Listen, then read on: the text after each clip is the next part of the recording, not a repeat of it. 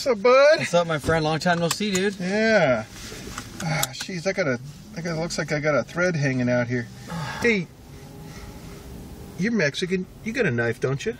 You know, that's like not even cool. That's like so stereotypical. But yes, here you go.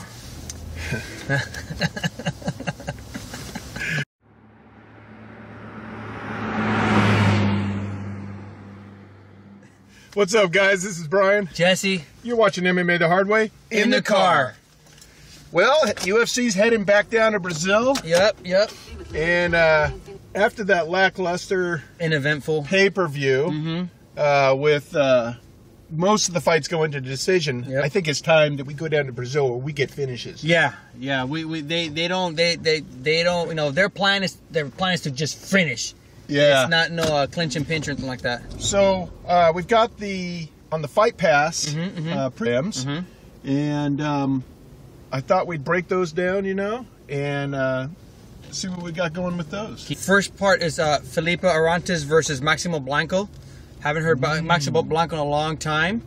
You know, both featherweights, both coming off losses.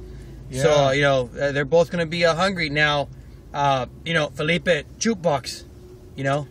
Yeah. You know, I think he's definitely, it's pretty evenly matched guys. You know, they're starting the whole thing off. The one thing I noticed about this whole prelim card is Sean Shelby must have put this whole thing together, because every one of these guys is 155 and below, you know, on the entire prelim card. And those are all Sean Shelby's guys. So, should be pretty exciting. Yeah, and then up next is Wilson Hayes versus Yuri Alcantara. Another name that we've, you know, talked about a couple times. Wilson, 5-fight win streak, which is pretty interesting. Hayes. Yeah, you know, what I thought was interesting is that although he is on that 5-fight win streak, they have him set up as the underdog, which I thought was a little, didn't quite understand that. Everybody's saying that they think Alcantara is going to take it. I don't understand it. Oh, well, you know, you have to always think about, you know, what level of competition they both face too. You know, that's one way of seeing it too. But yeah, you're pretty. Yeah, Alcantara is coming off that loss against Uriah Faber, so you know, anybody that fights Uriah Faber, you can only get better. You always get better. You can only get better. Jesse Ronson versus Francisco Trinaldo. Yeah, well, you know, Dana says that Brazilians like seeing Brazilians beat up non-Brazilians, so I think here we go. We got Jesse Ronson out of Canada coming into enemy territory. Wonder who they're going to be cheering for. Against Trinaldo. Yeah, and I mean, Trinaldo obviously going to be a fan favorite. Yep. The guy's, Trinaldo though, you know, he's 6-2 in the last 3 years. And Jesse Ronson's 8-2 in the last 3 years. You know, kind of, he's doing pretty good. Yeah. And he's actually considered the favorite, I believe, over, No, I think they have Trinaldo as the favorite. That's right. I think it's going to be interesting. You know, Trinaldo always brings it. He always tries to go for a finish. Up next is Ivan George versus Rodrigo Damm. Yeah, you know, Ivan George, man, I was taking a look at his record. That dude has been a pro for almost 13 years, dude. Wow. He has been around the game, man. That's impressive. Yeah. That's impressive. And, you know, Rodrigo Damm, stable, I hadn't realized that he actually he trains out of Alliance. Yeah, that's interesting. I don't remember that coming up before. You know, basically, you know, his he's stablemate. You know, he's been in the featherweight division for a while. I don't know what do you think about Ronson versus what do you think about George versus Damm? I'm gonna give the edge to George. He is the favorite. Yeah, he's a veteran, and the guy is, you know, he's 11-1 in the last 3 years. That's brutal. Yeah, you know what? That's a lot of fights. And I'm going to go for Rodrigo Damm. I'm going to go to Rodrigo Damm. Well, you know, I like my alliance, guys. I'm going to go with Rodrigo Damm on that one. Up next, you have Cristiano Marcello versus Joy Proctor. Yeah, another Brazilian versus non-Brazilian. Yeah.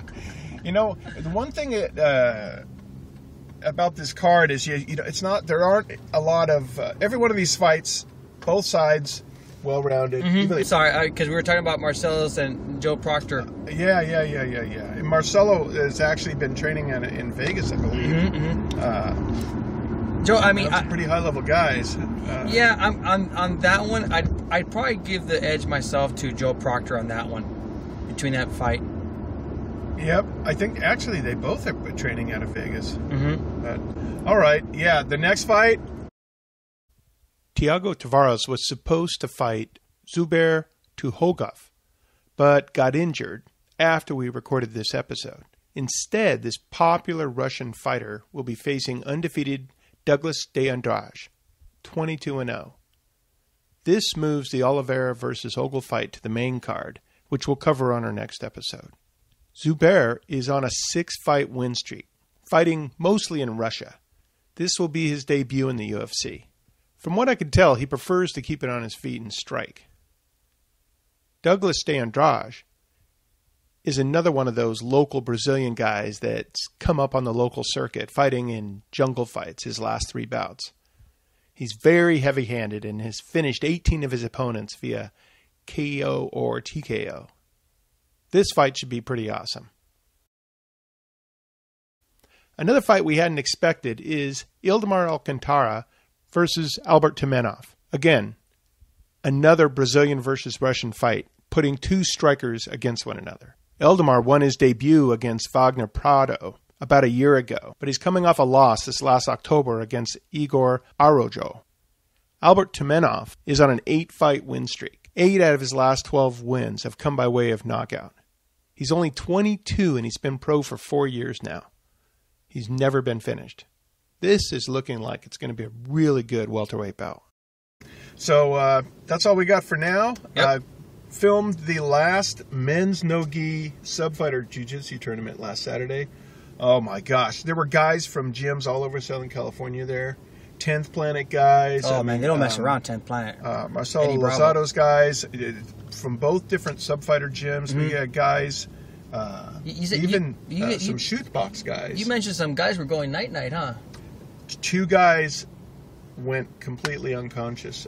When you go unconscious during training, you are taking that training to the next level. Yeah, well, then these tournaments are fantastic. Yeah. You know, these guys they're guaranteed 3 matches, and so they just go hard. Wow. So a lot of videos going to be coming out. Take a look at that. And remember, we're at MMAthehardway.org. Please follow us on Twitter, MMA The Hard Way. Jesse1X. There we go. And we'll check a look. Please share this with your friends and please subscribe. Thank you very much, my friends. I bet right now you probably have, you're talking about me and my Mexican knife, I bet you have probably some country stations program on your radio.